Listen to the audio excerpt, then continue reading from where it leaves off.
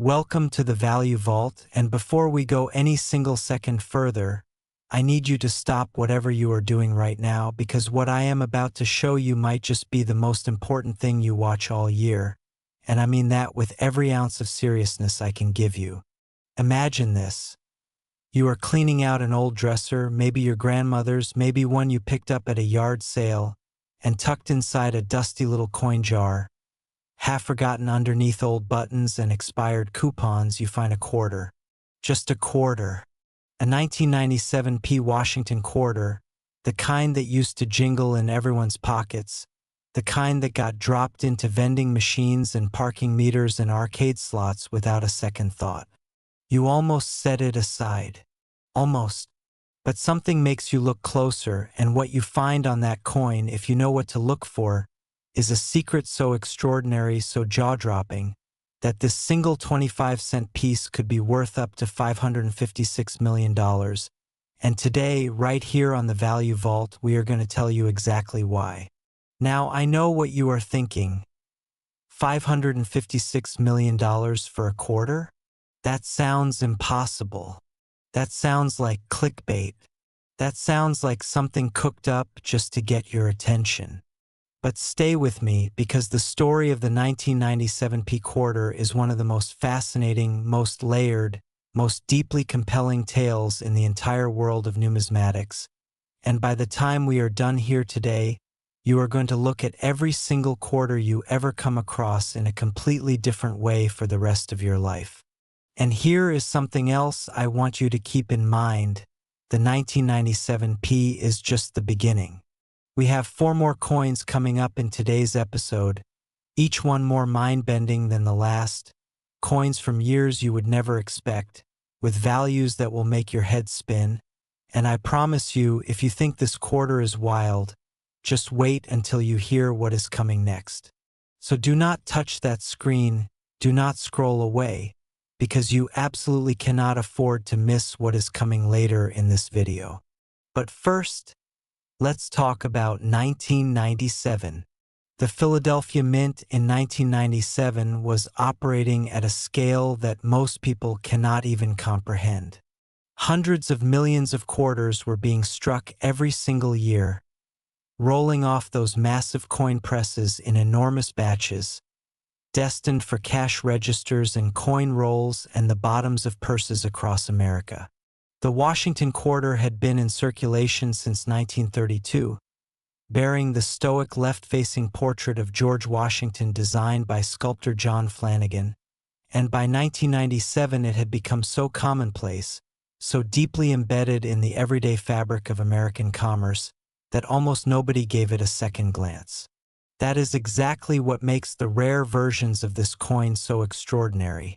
They were hiding in plain sight, passing through millions of hands, completely unrecognized. The Philadelphia Mint, designated by the P mint mark that appears on quarters from this era, struck well over 500 million quarters in 1997 alone. With numbers that large, the margin for error becomes significant. Coin presses are mechanical beasts, enormous, powerful, and despite the best efforts of mint workers and quality control teams, occasionally prone to the kind of subtle mechanical failures and die anomalies that produce coins so different from their intended design that they become objects of obsession for serious collectors worldwide. And in 1997, something happened, or rather, a series of somethings happened, that turned certain 1997 quarters into numismatic legends. Let us start with the dies themselves. A coin die is a hardened steel punch engraved with the mirror image of a coin's design. When the die strikes a blank planchet, the raw metal disc that becomes a coin, it transfers that image under thousands of pounds of pressure in a fraction of a second. Dies are expected to produce hundreds of thousands of coins before they are retired, but they do not always age gracefully. Over time, and sometimes due to manufacturing errors at the very beginning of their life, dies can develop cracks, doubled elements, misaligned hubs, and other anomalies. On certain 1997 quarters, collectors and researchers have identified what appears to be dramatic doubling on key design elements: the word liberty, the date, and in some cases the intricate details of Washington's portrait itself. Double die coins occur when the die receives more than one impression from the hub at slightly different angles during the hardening process, creating a ghostly, offset echo of the design that is visible under magnification and in some dramatic cases even with the naked eye. A 1997 P-quarter exhibiting a strong, dramatic double die obverse on key inscriptions and design elements would be, in the hierarchy of modern quarter errors, an almost incomprehensible find, the kind of coin that professional graders at PCGS or NGC would examine with trembling hands. But double dies are just one chapter of this story. There are also the off-center strikes, coins where the planchet was not properly centered beneath the die at the moment of striking, resulting in a design that is dramatically shifted to one side, leaving a crescent of blank metal on the opposite edge. Off-center strikes on quarters are not unheard of, but a dramatic off-center 1997 P-quarter, say 15 to 25% off-center with a fully visible date, is the kind of error that auction houses dream about.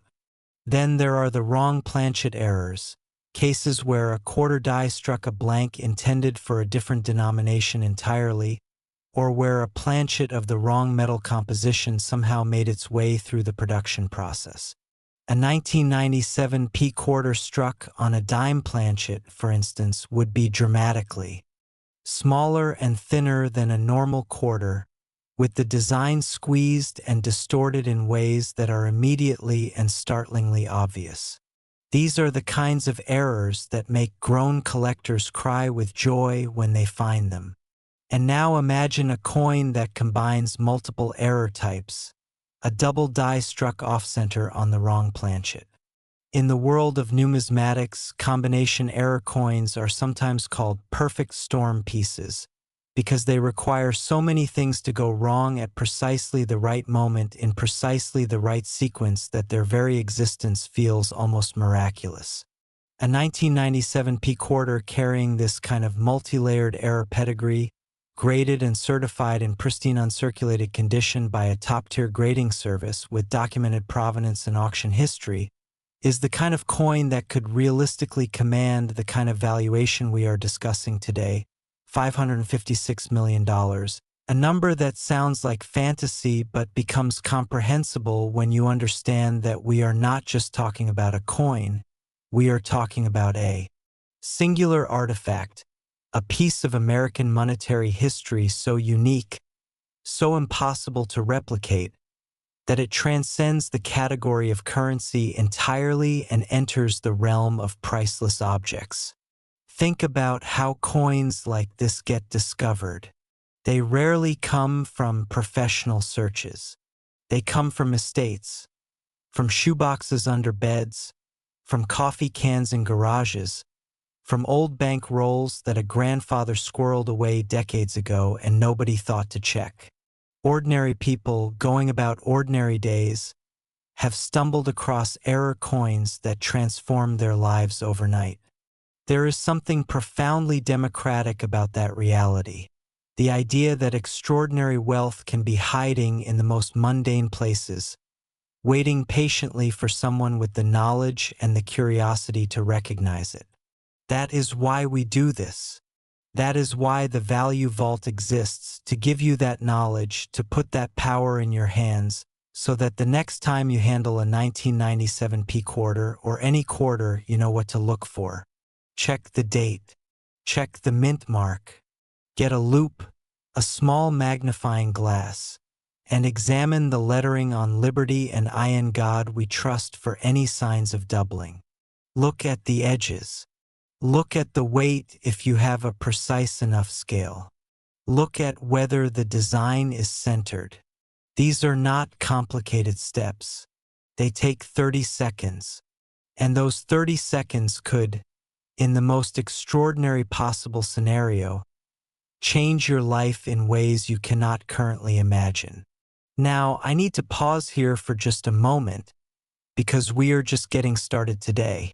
I told you at the beginning that the 1997 P quarter was just the opening act, and I meant it.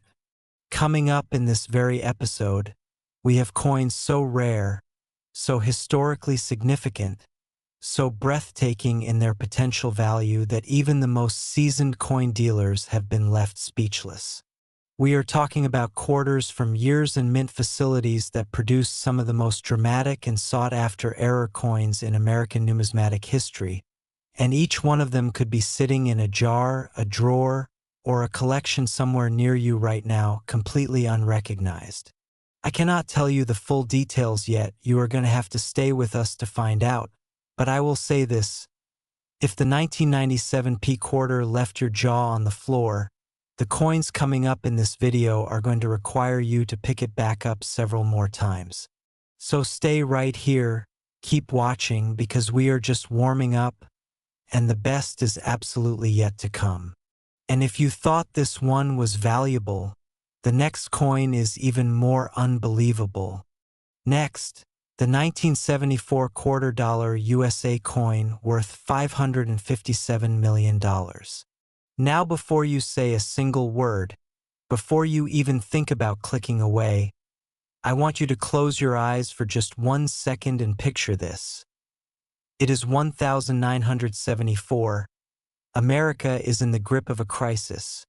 Fuel lines stretching around city blocks, Watergate dominating every newspaper front page, a nation collectively holding its breath, and somewhere inside the walls of the Philadelphia Mint, amid the deafening roar of coin presses running day and night, a handful of quarters are being born that are so fundamentally, so profoundly different from the billions of others rolling off those same machines that decades later, when one of them surfaces in the right hands, the numismatic world stops completely and stares. This is not a legend. This is not a rumor passed around at coin shows. The 1974 $quarter is a coin that collectors have whispered about in hushed, reverent tones for years. A coin so rare in its most extraordinary error forms that auction estimates have climbed to figures that make even seasoned professionals go quiet: $557 million. And today we are going to walk you through every single reason why. And I want to remind you right now, at the very start of this coin story, that we still have 3 more coins coming up in today's episode after this one.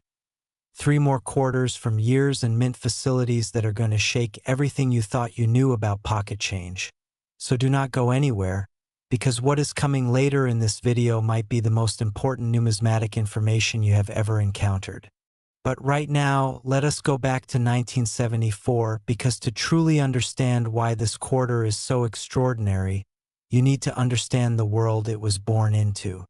The year 1974 was one of the most turbulent and economically volatile years in modern American history.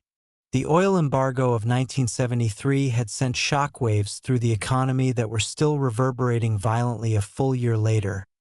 Inflation was climbing at rates that terrified ordinary families, and the United States Mint was under enormous pressure to produce coinage at volumes that could keep up with the demands of a restless, anxious, cash-dependent public. The $quarter in 1974 was a workhorse coin. It lived in vending machines, laundromats, payphones, and parking meters, and the Mint was striking them by the hundreds of millions across multiple facilities. Philadelphia alone produced over 800 million quarters in 1974, a staggering volume that required the coin presses to run at near maximum capacity for extended periods. And it is precisely in that kind of high-volume, high-pressure production environment that the most extraordinary and valuable errors are born. Let us talk about what makes a 1974 quarter worth the kind of money we are discussing today, because the answer is not simple, and it is not just one thing. It is a convergence of factors so rare that their simultaneous occurrence on a single coin creates something that is, by every meaningful definition, a miracle of mechanical accident.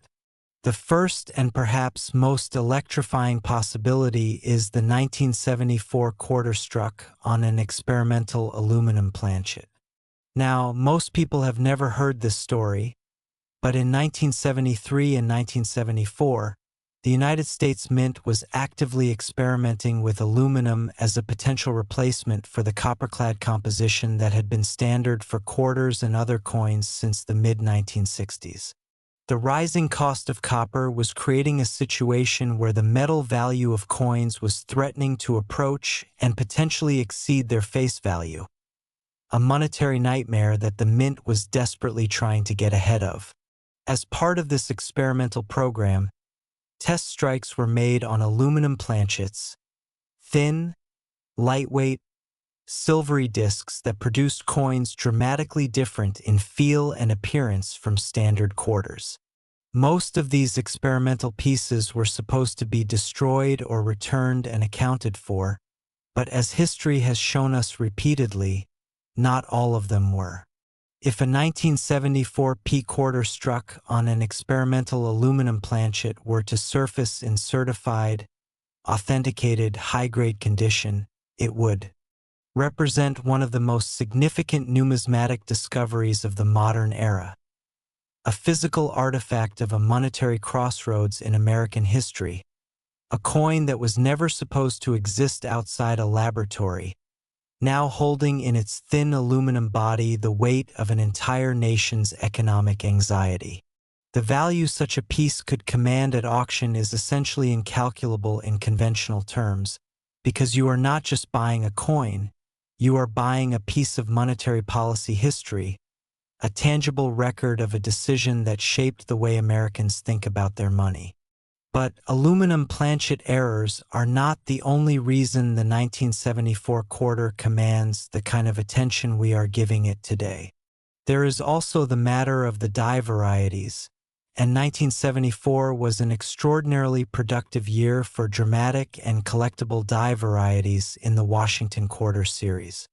Hub doubling on 1974 quarters has been documented in multiple forms, with some specimens showing strong, dramatic doubling on the obverse lettering and date that is visible without magnification, the holy grail condition for any double die collector. A strong double die 1974 P quarter in MS67 or higher grade, with full, sharp details and original mint luster blazing across both surfaces, is the kind of coin that major auction houses like Heritage Auctions or Stack's Bowers would feature as a centerpiece lot. The kind of coin that gets written about in numismatic journals and referenced in price guides for decades afterward. And then there are the die cap errors, perhaps the most visually dramatic of all mint errors, and among the rarest.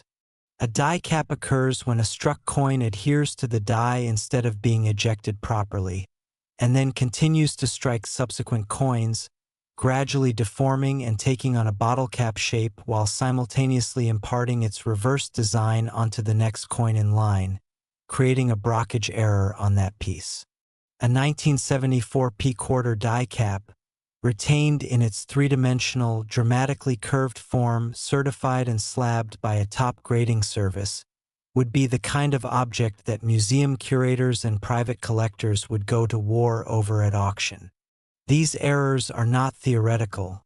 They have happened on quarter dollars before and after 1974, and the possibility that one or more exist from this particular year, unrecognized in a collection somewhere, is entirely real.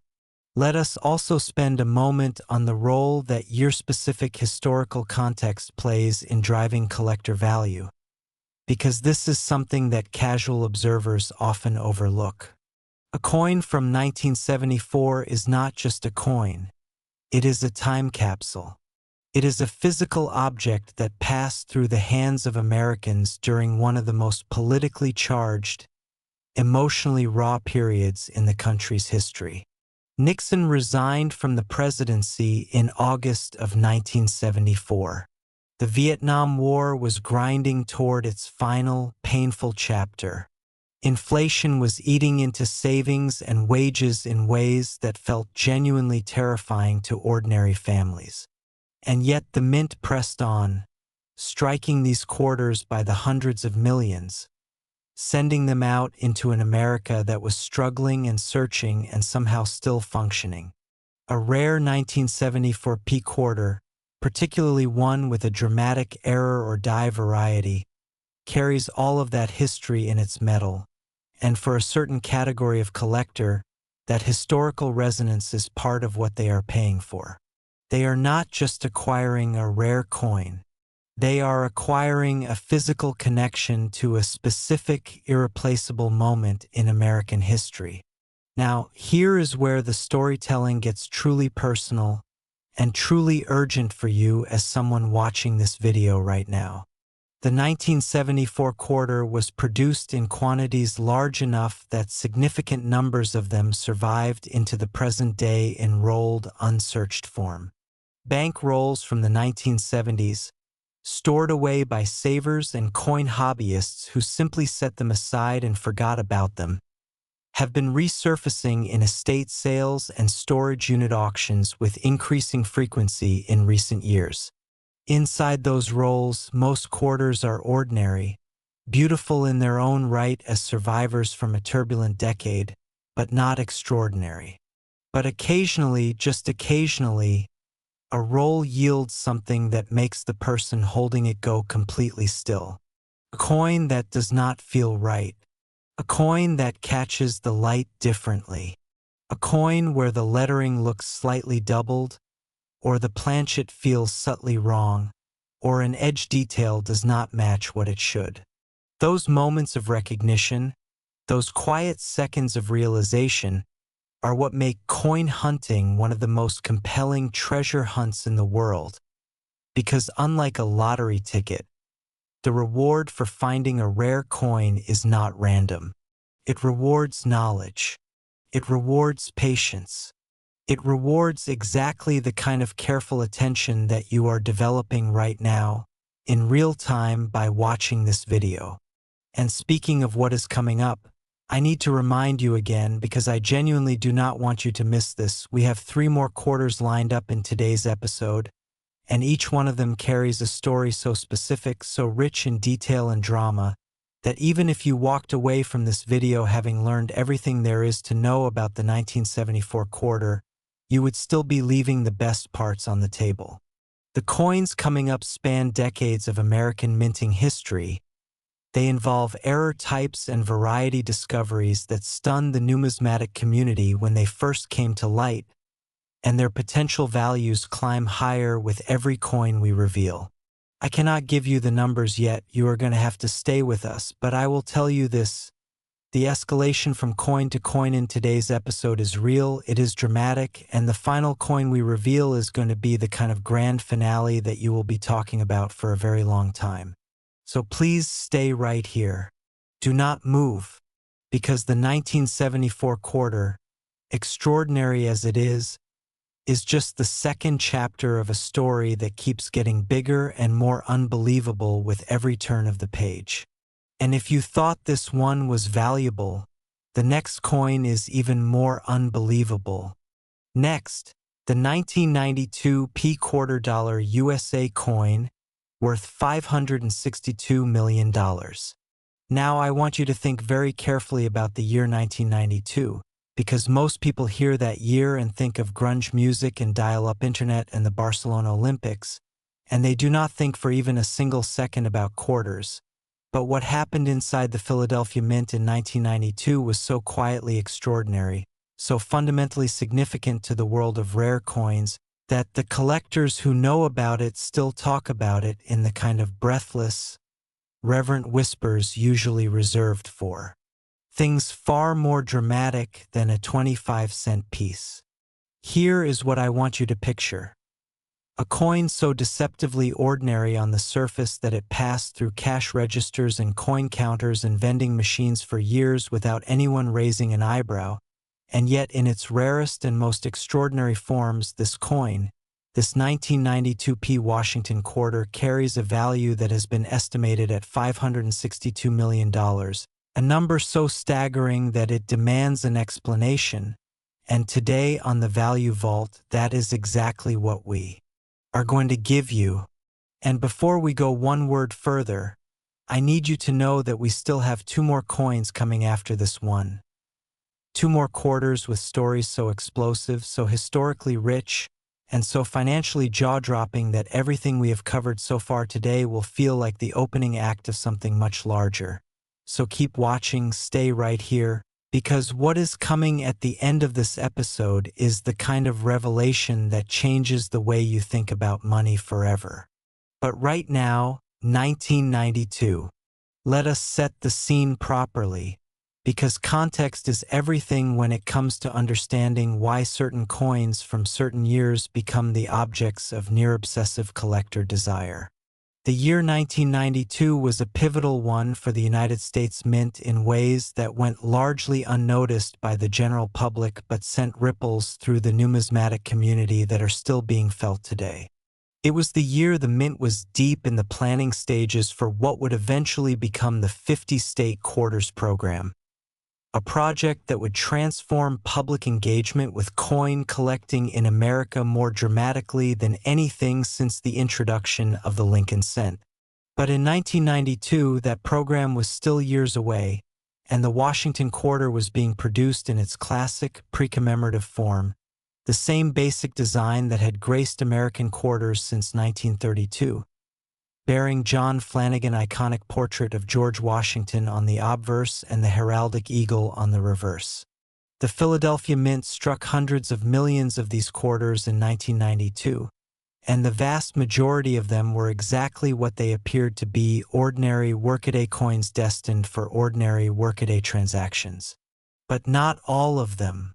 In 1992, the Mint was also doing something that most people outside the coin collecting world have absolutely no idea about.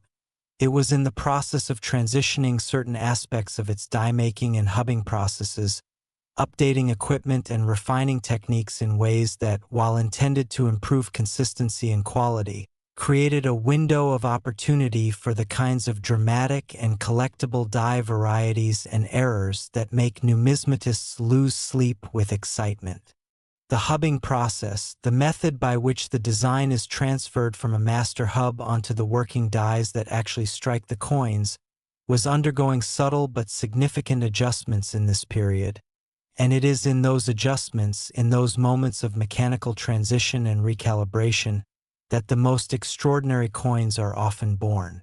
The 1992 P quarter is believed by serious researchers and variety specialists to exist in forms exhibiting some of the most dramatic and visually compelling double die obverse varieties in the entire Washington quarter series from the modern era. A double die obverse on a 1992 P quarter, particularly one showing strong, unmistakable separation and spreading on the date, the word liberty, and the motto "In God We Trust," would be a find so significant that it would immediately command the attention of every major grading service, every serious auction house, and every top-tier collector in the country. The thing about double die coins that people often misunderstand is that the doubling is not always subtle. On the most dramatic and valuable specimens, the doubling is so pronounced, so visually obvious, that even someone with no coin collecting experience whatsoever can see it with the naked eye, looking at the coin under decent lighting and tilting it slightly to catch the angle. That visibility, that accessibility, is part of what makes strong double die coins so emotionally resonant for collectors. You do not need to be an expert to recognize that something extraordinary is in your hands. You just need to know what you are looking for, and you need to have been paying attention. Now let us talk about another dimension of the 1992 P quarter's rarity and value, one that goes beyond die varieties and into the realm of planchet errors and striking anomalies that, when they occur on a coin from the specific year and mint, create something that the market has never quite known how to price because it has never quite known what to do with objects that exist so far outside the normal parameters of collectability.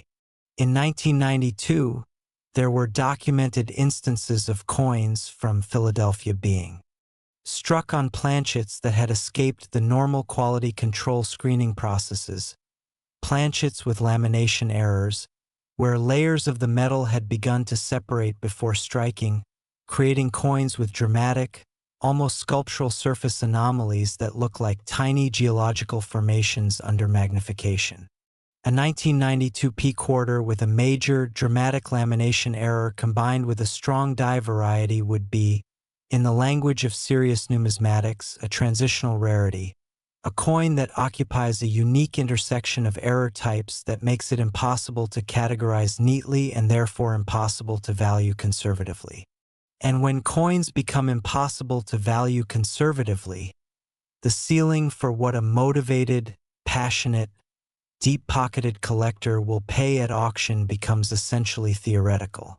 There is also the matter of the 1992 P quarter's position within what collectors call the registry set era, the period beginning in the late 1980s and accelerating through the 1990s when major grading services like PCGS and NGC had firmly established themselves and coin collectors began competing intensely to assemble sets of the highest graded examples of every date and mint mark in a given series.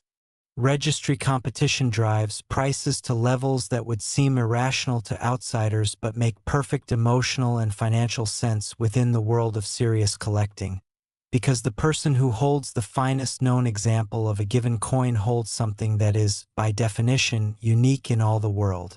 There is only one finest known. There is only one top pop. And for a collector who has built their identity and their legacy around the pursuit of numismatic perfection, the cost of acquiring that singular piece is almost irrelevant compared to the significance of holding it.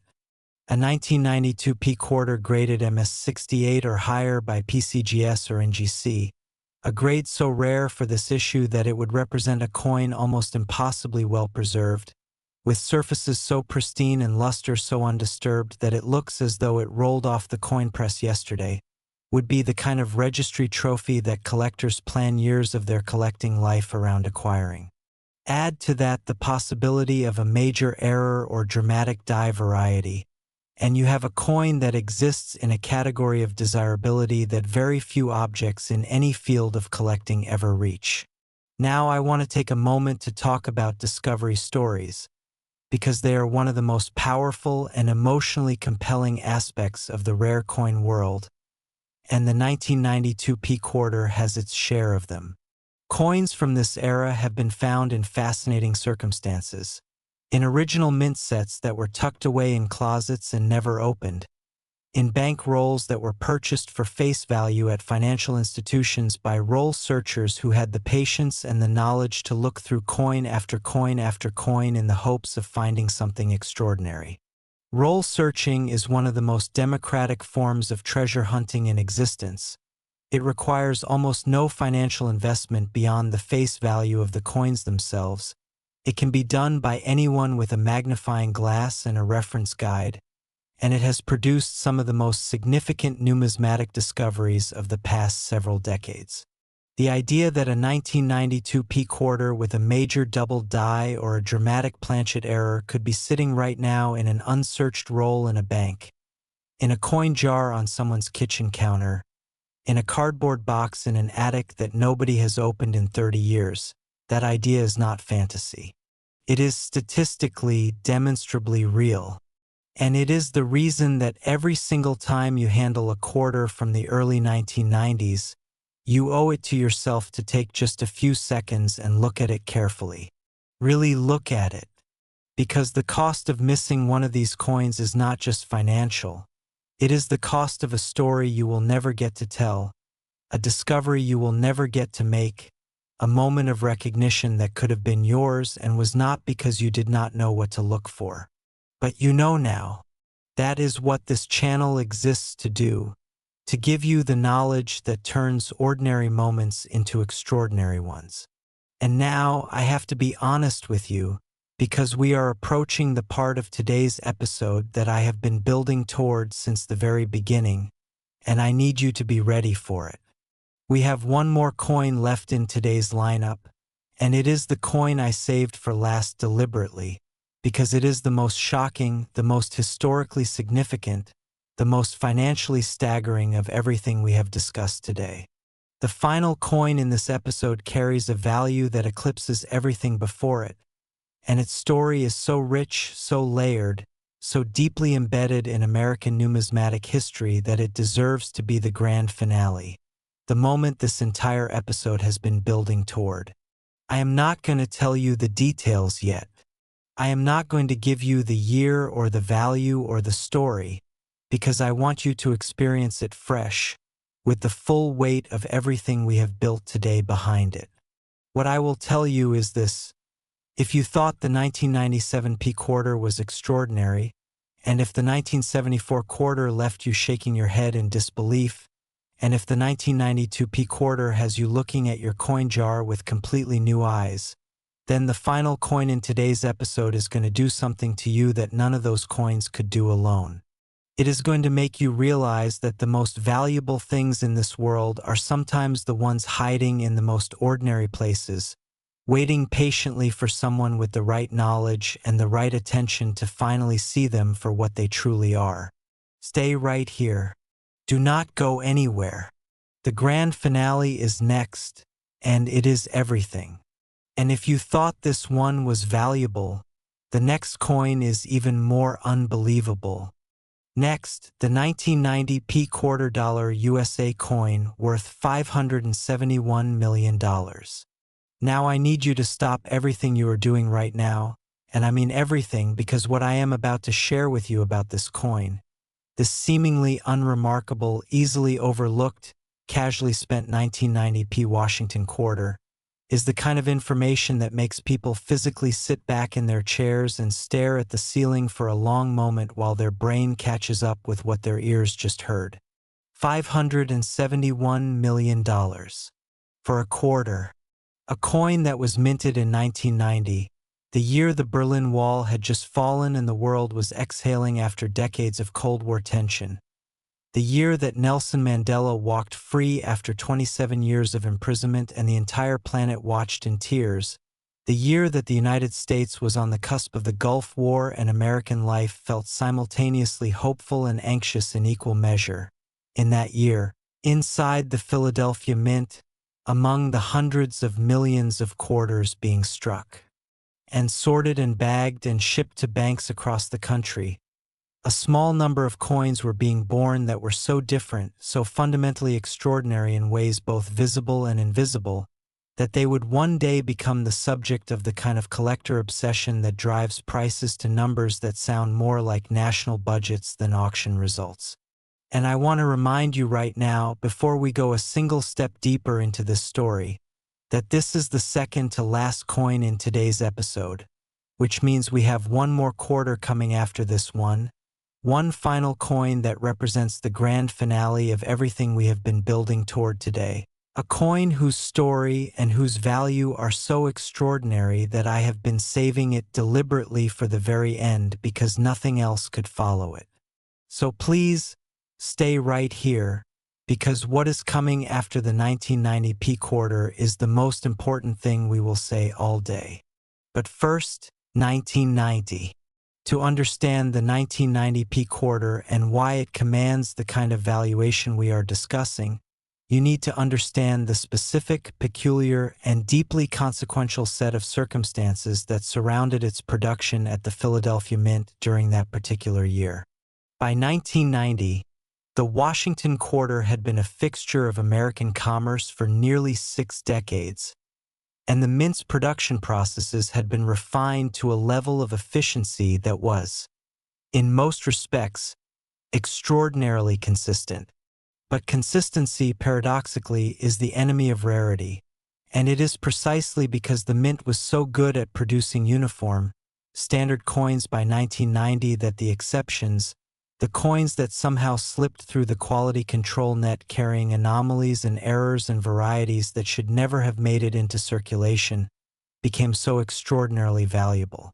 The Philadelphia Mint in 1990 was producing quarters at a volume that strained even its considerable capacity, and it is in moments of maximum production pressure that the Mint's mechanical systems are most vulnerable to the kinds of failures and anomalies that create numismatic legends.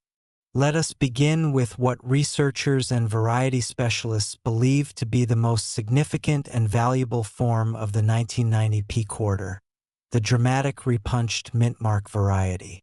Now wait, I know what you are thinking. The Philadelphia Mint's mint mark in 1990 was being applied through the hubbing process rather than hand-punched, which is precisely what makes a repunched mint mark on a 1990 P quarter so extraordinary and so controversial in numismatic circles. If the mint mark is supposed to be applied mechanically and uniformly, how does a repunched mint mark occur? The answer lies in the transition period the mint was navigating in terms of its die preparation methods, a transition that created windows of opportunity for exactly the kind of anomalies that should not have been possible given the equipment and processes theoretically in use at the time. A 1990 P quarter showing clear, dramatic evidence of mint mark anomaly, documented and certified by a top grading service, would represent a variety so unexpected, so contrary to what the production records suggest should have been possible, that its very existence would be a statement about the gap between institutional records and physical reality. And in numismatics, physical reality always wins. But mint mark varieties are just the beginning of the 1990 P quarter's extraordinary story. There is also the matter of the die cracks and die breaks that occurred on certain 1990 P quarter dies, creating coins with dramatic, visually striking raised lines and blobs of metal across their surfaces that transform them from ordinary coins into almost abstract sculptures of metallic accident. A die crack, for those who are not familiar, occurs when the extreme mechanical stress of striking hundreds of thousands of coins causes the hardened steel die to develop fractures, and those fractures, being recessed into the die surface, appear as raised lines on the struck coins because metal flows into every available space under the enormous pressure of the coin press. A dramatic die crack on a 1990 P quarter, running across key design elements and clearly visible without magnification, is the kind of variety that beginning collectors notice and experienced collectors covet, because it tells a story of mechanical failure that is written in metal, permanent and irreversible, and completely unique to that specific die at that specific moment in its working life. Now let us talk about something that makes the 1990 P quarter particularly fascinating from a metallurgical standpoint: the composition anomalies that have been reported on certain specimens from this year. The standard quarter composition by 1990 was the copper-nickel clad sandwich that had been in use since 1965. A pure copper core bonded between two outer layers of 75% copper and 25% nickel alloy. But the bonding process is not always perfect, and when the clad layers fail to adhere properly to the copper core, the result is a coin that looks subtly wrong, with areas where the clad layer has separated or is missing entirely, revealing the reddish copper core beneath and creating a coin with a dramatic, multicolored appearance that immediately signals something is not right to anyone who knows what they are looking at. A 1990 P quarter with a major clad layer error, particularly one where a significant portion of the clad layer is missing from one or both sides, certified in high grade, is the kind of error coin that commands serious money at auction because it is simultaneously visually dramatic and mechanically straightforward to understand, which makes it accessible to a broader range of collectors, including newer enthusiasts who might not yet have the expertise to fully appreciate a subtle double die variety but can immediately see and understand the significance of a coin that is literally missing part of its metal. And then there is the question of the 1990 P quarter's survival rate in high grades, which is a critical factor in understanding why certain specimens from this year can command values that seem wildly disproportionate to the coin's original face value. Despite the hundreds of millions of 1990 P quarters that were struck, the number of specimens that survived in truly pristine mint state condition, with original luster fully intact, no contact marks from bag friction, no handling wear from distribution, is dramatically smaller than the production numbers would suggest. Coins get handled. Coins get dropped. Coins rub against each other in bags and rolls and register drawers and piggy banks and coin sorters. Every contact leaves a mark, and those marks accumulate with terrifying speed on a coin that is circulating in the real world. The coins that somehow avoided all of that were set aside immediately after striking, preserved in original mint packaging or by a collector with the foresight to recognize their potential. Those coins exist in numbers so small relative to the original mintage that finding one in a truly exceptional grade is, statistically, an event of remarkable improbability. And improbability in the coin market translates directly into value. Let us also spend a moment on the collector psychology that drives the 1990 P-quarters value to the stratospheric levels we are discussing today. Because understanding the psychology of high-end coin collecting is essential to understanding why these numbers are real and not hypothetical. At the very top level of numismatic collecting, the people who are competing for the finest known examples of a given coin are not primarily motivated by financial return. They are motivated by legacy, by the desire to be associated permanently with a specific numismatic landmark, by the deep and very human need to possess something that no one else in the world possesses. When a collector acquires the finest known 1990 P-quarter with a specific major error variety, they are not just buying a coin, they are buying a title. They are becoming, in the permanent record of numismatic history, the person who held that coin at that grade at that moment. That identity, that permanent association with something unique and irreplaceable, is worth almost any price to the right person. And there are people in this world for whom that price and the figures we are discussing today are not just conceivable but actively motivating. Now, here is what I want you to carry with you from the story of the 1990 P-quarter, beyond the extraordinary values and the fascinating error types and the rich historical context. I want you to carry the understanding that knowledge is the only thing standing between an ordinary moment and an extraordinary one. Every piece of information we have shared today about what makes coins valuable, every detail about doubling and planchet errors and die varieties and survival rates in high grades, is information that you now have and that you did not have when you started watching this video. That knowledge belongs to you. And it means that the next time you are at a bank and you ask for a roll of quarters, or the next time you are sorting through an old coin jar, or the next time you find yourself at an estate sale looking at a shoebox full of old change, you are not the same person you were before. You are someone who knows what to look for. You are someone who understands that the difference between an ordinary coin and a life-changing one is often invisible to the untrained eye but completely obvious to someone who has done the work of learning. You have done that work today. And now it is time for the moment this entire episode has been building toward. The final coin, the grand finale, the 1985 D-quarter. And what I am about to tell you about this coin is going to make everything else we have discussed today feel like prologue. This is the one. Stay right here. And if you thought this one was valuable, the next coin is even more unbelievable. Next, the 1985 D-quarter dollar USA coin worth $575 million. And I need you to understand something before we say another word. This is it. This is the moment this entire episode has been building toward. The coin that made us structure today's video the way we did. The coin we saved for last because nothing, absolutely nothing, could follow it and still hold your attention. Because once you hear the full story of the 1985 D Washington quarter and truly understand what makes it worth $575 million, every other coin you have ever held, every other piece of metal that has ever passed through your hands in the form of currency is going to feel fundamentally different to you for the rest of your life. This is not hyperbole. This is not dramatic presentation for the sake of keeping you watching.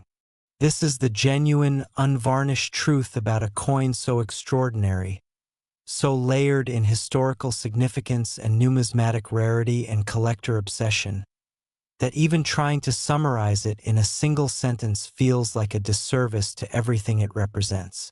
The 1985 D-Quarter is the grand finale, and it has earned that title completely. Let us begin at the beginning, because to understand why this specific coin, struck at the Denver Mint in 1985, bearing the small but mighty D mint mark that distinguishes it from its Philadelphia counterpart, has climbed to values that make even the most seasoned auction house professionals go quiet, you need to understand the very specific and very consequential set of circumstances that surrounded its creation. The year 1985 was, on the surface, an unremarkable one for American coinage. The Washington Quarter was humming along in its well-established design. The Denver Mint was producing coins at volumes that rivaled Philadelphia, and the general public was going about its business of spending quarters on arcade games and payphones and candy bars without giving the coins themselves a second thought. Ronald Reagan was in the White House. The Cold War was still being waged, quietly and expensively, on fronts both visible and invisible.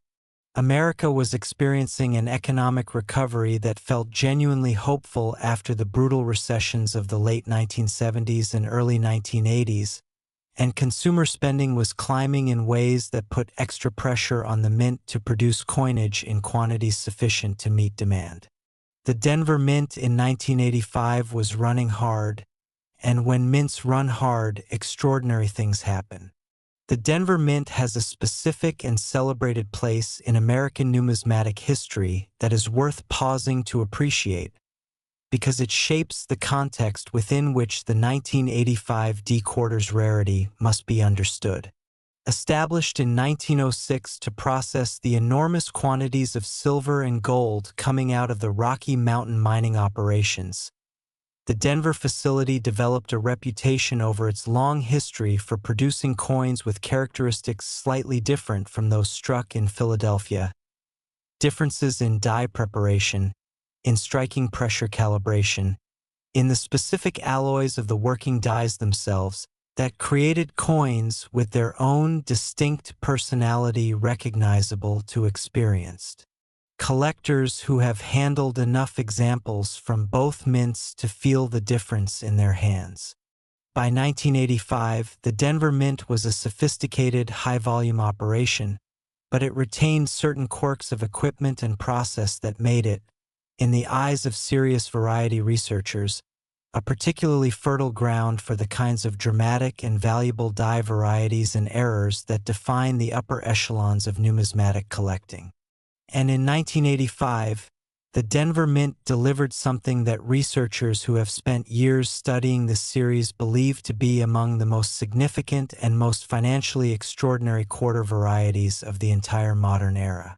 The primary source of the 1985 D-Quarter's staggering value lies in what specialists have identified as a combination of factors so rare in their simultaneous occurrence that the probability of finding a coin carrying all of them in a single specimen approaches the boundaries of the statistically improbable. And it is precisely that improbability, that sense of holding something that should not quite exist but demonstrably does, that drives collector passion and auction prices to the levels we are discussing today. Let us start with the die preparation anomaly that researchers believe affected a small subset of the working dies used to strike 1985 D-Quarters. The Denver Mint in 1985 was using dies that had been prepared through a hubbing process that, in certain documented cases, resulted in working dies carrying design elements that showed evidence of what specialists call a dramatic triple die effect. Not the more common double die, which is itself extraordinarily valuable when it occurs on a modern quarter, but a tripling so pronounced that, under proper magnification, the lettering on the obverse of the coin appears to split into three distinct, clearly separated impressions, creating an almost kaleidoscopic effect on the design elements that is simultaneously beautiful and completely impossible to mistake for anything other than what it is. A triple die obverse on a Washington quarter from any year is a significant find. A triple die obverse on a 1985 D quarter, in the context of the other factors we are about to discuss, is something that exists in an entirely different category of numismatic significance. But the triple die is just the first layer of this coin's extraordinary story. The second layer involves the planchet stock that was in use at the Denver Mint during certain production runs in 1985 planchet stock that, according to the research of variety specialists who have examined surviving specimens with the kind of meticulous attention that borders on the obsessive, showed evidence of inconsistencies in the clad bonding process that resulted in coins with dramatically uneven metal distribution across their surfaces. In the most extreme cases, this uneven distribution created coins where the clad layer was significantly thicker on one side than the other, producing specimens with an unusual weight distribution and a surface appearance unlike anything in standard production. Coins that feel wrong in your hand before you even look at them carefully. Coins that catch the light at angles that standard quarters simply do not. Coins that make experienced collectors stop mid-sentence when they encounter them. Because something in the accumulated muscle memory of thousands of hours of coin handling fires a signal that says this is not ordinary. And then there is the third layer, the one that elevates the 1985 D quarter from extraordinary to genuinely historic in numismatic terms. The evidence, documented and argued over and ultimately supported by physical examination of authenticated specimens, that certain 1985 D quarters were struck using dies that had been improperly annealed during their preparation process, resulting in working dies with a hardness and surface texture slightly different from the standard specification. Dies that are improperly annealed, subjected to the heat treatment process that gives them their working hardness at temperatures or durations outside the prescribed parameters, can produce coins with surface characteristics that are subtly but definitively different from standard strikes, including a particular quality of luster and metal flow that experienced graders can identify, and that, when it appears on a coin already carrying a major die variety, creates a specimen so layered in its significance that pricing it becomes almost an act of imagination rather than calculation. A 1985 D quarter carrying a dramatic triple die obverse, struck from an improperly annealed die on a planchet with clad layer anomalies, certified in the highest possible grade by PCGS or NGC. This is not a coin that gets priced by consulting a reference guide. This is a coin that gets priced by asking what the most passionate, most financially capable collector in the world is willing to pay for something that exists in that specific configuration exactly once. And the answer to that question, as the auction records of the modern numismatic era have demonstrated again and again for coins that occupy this tier of rarity and significance, is a number that has no ceiling visible from where ordinary people stand. $575 million. Let us also talk about the discovery narrative of the 1985 D quarter, because it is the kind of story that stays with you long after the specific details have faded, the kind of story that lodges itself in the part of your brain that processes wonder and possibility and the breathtaking randomness of fortune. Coins like the rarest known 1985 D quarters did not arrive in collectors' hands through deliberate institutional acquisition or carefully planned numismatic archaeology. They arrive the way the most extraordinary coin discoveries always arrive, through the kind of accidental, almost absurdly casual encounter that makes you believe, if you are the kind of person inclined to believe such things, that the universe has a sense of humor about how it distributes its treasures. Someone, somewhere, at some point in the decades since 1985, held a coin that may be the finest known 1985 D-quarter variety and did not know it. They may have spent it. They may have dropped it into a vending machine or a parking meter or a charity collection jar. They may have tossed it into a coin jar that eventually got rolled and deposited at a bank, where it went back into circulation and started the whole process over again.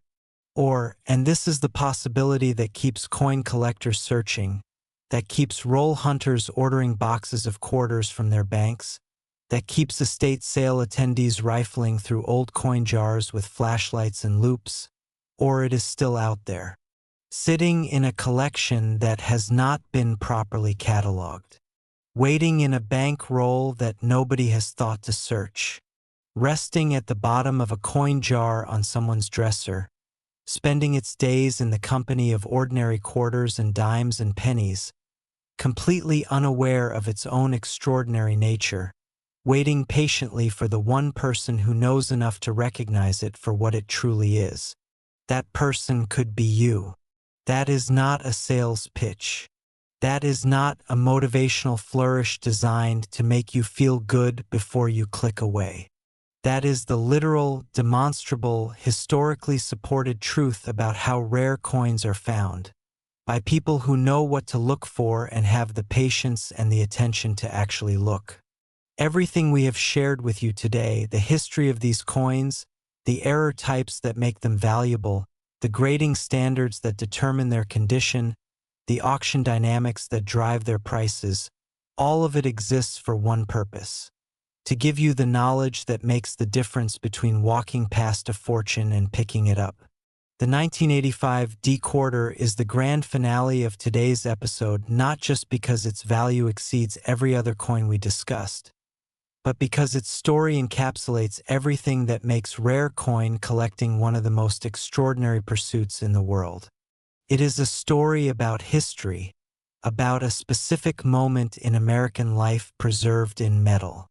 It is a story about mechanical imperfection, about the beautiful accidents that occur when human systems and human errors and human oversights converge to create something that was never supposed to exist. It is a story about knowledge, about the power of understanding what you are looking at and why it matters. And it is a story about possibility, about the fact that extraordinary things hide in ordinary places, and that the only thing standing between you and the discovery of a lifetime is the willingness to look carefully at the world around you. Thank you for watching the Value Vault today. If this episode changed the way you think about the quarters in your pocket, about the coins in your collection, about the coin jars and old rolls and estate sale finds that you have walked past without a second look, then it has done exactly what it was meant to do. Go check your coins. Go look carefully. Go armed with everything you learned today. Because somewhere out there, the coins we talked about are waiting. And the next person to find one of them could be you.